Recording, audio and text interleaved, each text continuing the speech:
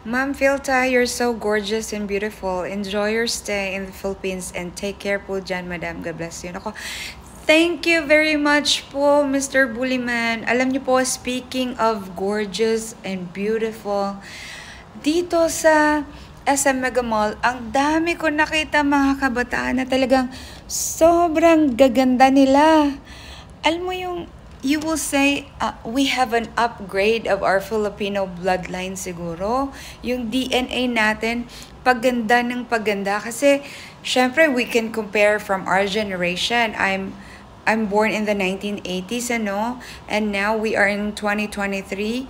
Yung mga 16 years old, 20 years old na mga bata, alam mo yung mukha talaga nila. Tapos, ang tatangkad na nila. So, you know, I'm so proud being a Filipino na, wow, Filipinos are evolving into a much better kind of, yung makikita mo, syempre, yeah, I know, lahat naman tayo magaganda, but for me, in general, sa dami na din na nakita ko in my life experience, I would say na talagang paangat ng paangat ang kalidad ng physical na attributes sa mga kababayan natin. Lalo na yung mga Filipinas.